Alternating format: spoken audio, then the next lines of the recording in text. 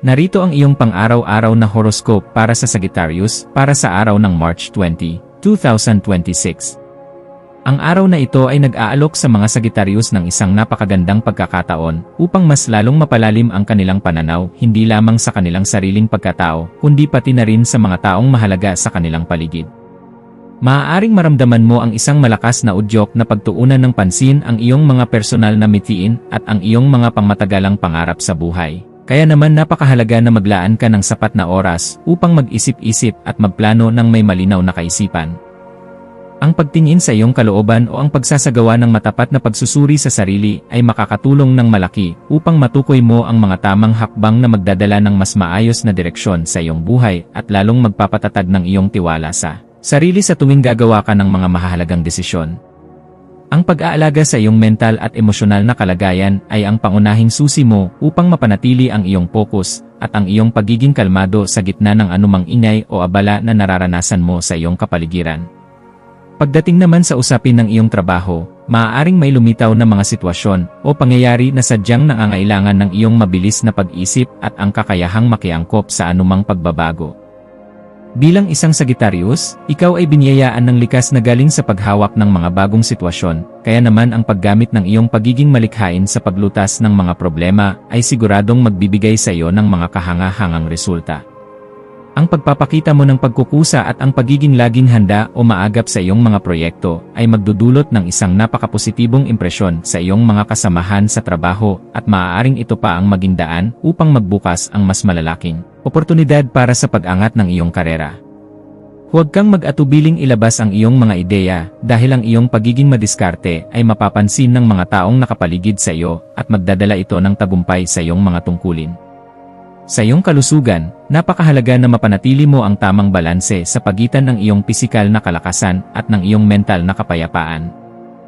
Ang pagsasagawa ng mga simpleng aktibidad gaya ng paglalakad sa labas upang makalanghap ng sariwang hangin, ang magaan na ehersisyo, o kahit ang simpleng pag-uunat ng katawan ay makakatulong ng malaki upang mapanatili ang iyong mataas na antas ng enerhiya at maiwasan ang anumang paninigas o tensyon sa iyong mga kalamnan.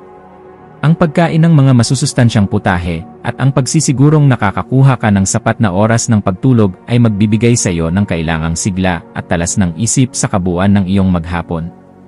Ang araw na ito ay maituturing na pinakamainam na panahon upang simulan mo ang mga bagong gawi sa kalusugan o mga mithiin na siguradong magdudulot sa iyo ng mga pangmatagalang benepisyo at masiglang pangangatawan sa hinaharap. Pagdating sa aspeto ng iyong pera, mayroon kang magandang pagkakataon na mas maplano ng maayos at mas mapabuti ang iyong kasalukuyang kalagayang pinansyal. Ang pagiging maingat at mapagmasid sa iyong mga araw-araw na gastusin pati na ang tamang pagtukoy sa iyong mga prioridad ay makakatulong ng malaki upang maiwasan mo ang anumang hindi kinakailangang stress o pag-aalala sa pera.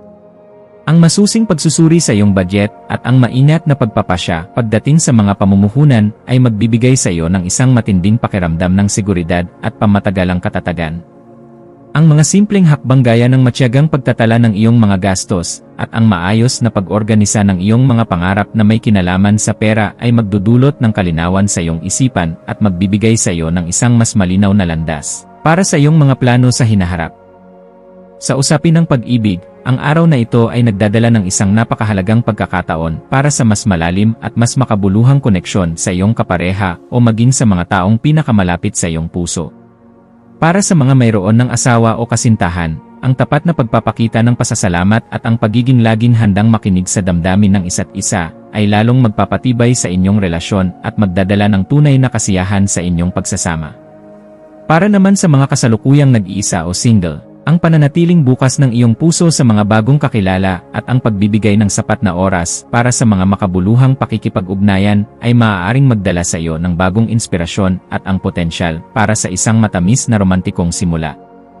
Ang pagiging maalalahanin mo at ang iyong pagiging totoo sa iyong nararamdaman ay magsisilbing magnet para makaakit ng positibong ugnayan sa ibang tao. Ang iyong personal na paglago o pag-unlad ang magiging sentro ng iyong atensyon sa araw na ito, at makakamit mo ito sa pamamagitan ng pag-aaral ng mga bagong kasanayan o ang pagtuklas sa mga bagong libangan na matagal mo nang gustong subukan. Ang iyong likas na pagiging mausisa at ang hilig sa pagtuklas ng mga bagong kaalaman ay magbibigay sa iyo ng kakaibang sigla at isang pakiramdam ng ganap na kasiyahan sa iyong maghapon. Ang pagtuon mo sa pagpapabuti ng iyong sarili ay makakatulong ng malaki upang maging mas matatag ang iyong loob at mas lumakas ang iyong kumpiyansa sa tuwing haharap ka sa mga pagsubok at mga bagong oportunidad na dumarating sa iyong buhay. Huwag kang titigil sa pagkatuto dahil ang bawat bagong kaalaman na iyong nakukuha ay nagpapalawak sa iyong mundo at nagbibigay ng higit na kulay sa iyong araw-araw na pamumuhay.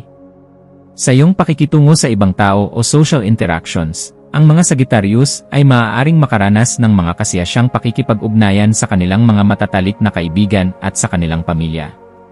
Ang pagiging isang mabuting tagapakinig at ang tapat na pagpapakita ng malasakit o empathy sa mga kwento ng iyong kapwa ay lalong magpapalakas sa inyong mga relasyon at magdadala ng isang napakapositibong enerhiya sa iyong paligid. Ang pagbibigay mo ng iyong mahalagang oras para sa mga makabuluhang pag-uusap at ang pagtuon sa kalidad ng iyong pakikipagkapwa-tao ay magdudulot ng isang wagas na kasiyahan at pakiramdam na ikaw ay kabilang at pinahahalagahan.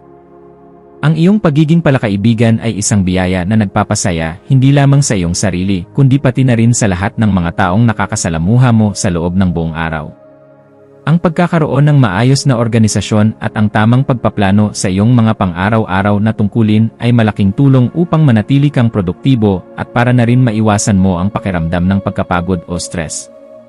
Ang tamang pag-aayos ng iyong mga gawain base sa kung ano ang mas mahalaga at ang pagtatakda ng isang malinaw na schedule ay magbibigay sa iyo ng kalinawan sa isip at mas mapapadali ang pagtupad mo sa iyong mga responsibilidad.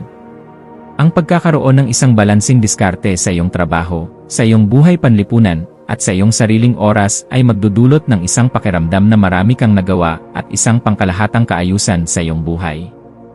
Kapag maayos ang iyong paligid at ang iyong mga plano, mas nagiging magaan ang takbo ng iyong mundo at mas nagkakaroon ka ng oras para sa mga bagay na talagang nagpapasaya sa iyo.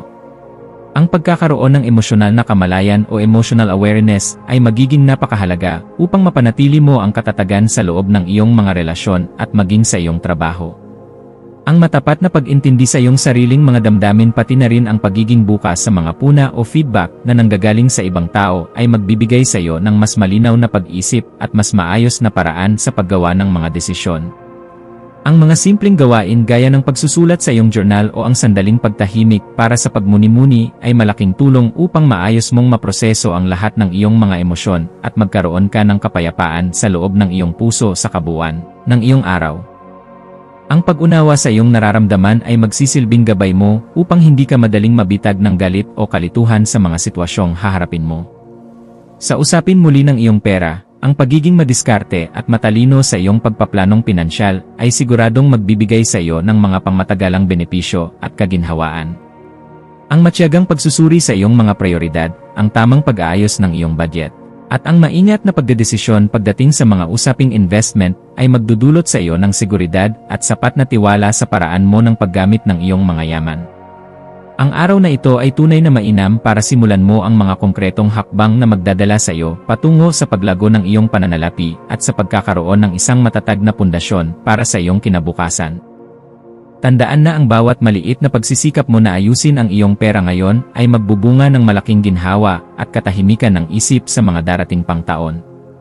Pagdating sa pag-ibig, ang pagiging mapagmasid sa pangangailangan ng iyong partner at ang tapat na pagpapakita ng iyong pagpapahalaga sa kanila ay lalong magpapatibay sa inyong ugnayan at magdadala ng isang wagas na kaligayahan para sa inyong dalawa. Para sa mga single, ang paglalaan mo ng oras para sa mga makabuluhang koneksyon at ang pananatiling bukas sa mga bagong oportunidad ay maaaring magdala sa iyo ng isang bagong romantikong karanasan na magbibigay ng kulay sa iyong buhay. Ang iyong pagiging sensitibo sa damdamin ng iba at ang pagpapakita mo ng tapat na kabutihan ay magdudulot ng isang napakapositibong enerhiya sa iyong paligid at lalong maglalapit sa iyo sa mga taong talagang nagmamahal at nagpapahalaga sa iyo. Ang pag-ibig ay isang masayang paglalakbay na lalong gumaganda kapag ibinabahagi mo ang iyong tunay at tapat na pagkatao. Ang iyong pagmuni-muni sa sarili pati na ang sapat na kamalayan sa iyong mga kilos ay malaking tulong upang makagawa ka ng mga desisyong may sapat na basehan sa iyong personal at profesional na buhay. Ang pagkilala sa iyong mga natural na kalakasan at maging sa iyong mga kahinaan ay magbibigay sa iyo ng linaw at lalong magpapalakas sa iyong kumpiyansa sa tuwing susubukan mong tuparin ang iyong mga mithiin sa buhay. Ang araw na ito ay maituturing na pinakamainam na panahon para magtakda ka ng mga malinaw na layunin at gumawa ng mga praktikal na hakbang patungo sa iyong personal na paglago at ganap na kaligayahan. Huwag kang matatakot na kilalanin ang iyong sarili ng mas malalim dahil dito mo matatagpuan ang tunay na lakas na kailangan mo upang mapagtagumpayan ang anumang pagsubok na darating sa iyong landas. Ang iyong mga malikhaing hangarin at ang iyong mga paboritong libangan ay siguradong magdudulot sa iyo ng malaking ligaya at isang pakiramdam ng tagumpay. Ang paglalaan mo ng sapat na oras sa mga gawaing sininggaya ng pagsusulat, musika, sining, o paggawa ng anumang handicrafts ay makakapagpasigla sa iyong isipan at magbibigay sa iyo ng positibong enerhiya na kailangan mo sa araw-araw. Ang pagsasama ng iyong pagiging malikhain sa iyong pakikipag-ugnayan sa ibang tao at maging sa iyong trabaho ay magbubukas ng maraming pinto para sa mga bagong oportunidad at lalong magpapalakas sa iyong pakikilahok sa iyong kapaligiran. Ang pagiging malikhain ay isang paraan upang mailabas mo ang iyong tunay na nararamdaman sa isang paraan na nakakagaan sa kalooban at nakakapagbigay din ng inspirasyon sa iba na nakakakita sa iyong mga gawa. Ang kabuuan ng iyong araw ay siguradong magiging maayos at masaya kung mapapanatili at maipapakita mo ang iyong likas na pagiging positibo, ang iyong sapat na focus, at ang iyong pagiging mahilig sa mga bagong karanasan o adventurous spirit. Ang pagbibigay mo ng sapat na oras para sa iyong sarili, sa iyong mga mahal sa buhay, sa iyong tungkulin sa trabaho, at sa iyong mga malikhaing aktibidad ay magdudulot sa iyo ng isang buo at balansing kaligayahan at isang pakiramdam ng pagkakaisa sa lahat ng bagay. Ang pagiging laging handa sa anumang pagkakataon at ang tapat na pagpapakita ng iyong pasasalamat sa mga biyayang natatanggap mo ay siguradong magbubunga ng isang napakapositibong karanasan at lalong magpapalakas sa iyong personal na paglago sa loob ng buong araw. Ikaw ang may hawak sa timon ng iyong buhay, kaya naman itama mo ang iyong direksyon patungo sa mga bagay na talagang nagbibigay sa iyo ng tunay na kagalakan. Ang iyong mga maswerteng numero para sa araw na ito ay binubuo ng 3, 8 at 14 na siyang magsisilbing gabay mo sa iyong mga gagawing desisyon. Ang kulay na deep orange o matingkad na kahel naman ang iyong magiging maswerteng kulay dahil ito ay magdadala sa iyo ng isang matinding pakiramdam ng sigla, kumpiyansa sa sarili, at mataas na antas ng pagiging malikhain. Samantala, ang iyong maswerteng gawain para sa araw na ito ay ang paggawa ng isang konkretong plano para sa iyong mga personal na mithiin, ang paglalaan ng sapat na panahon para sa iyong pagmuni-muni sa sarili, at ang pakikilahok sa mga malikhaing proyekto o libangan na sadyang nagbibigay sa iyo ng inspirasyon at positibong enerhiya sa kabuuan ng iyong maghapon.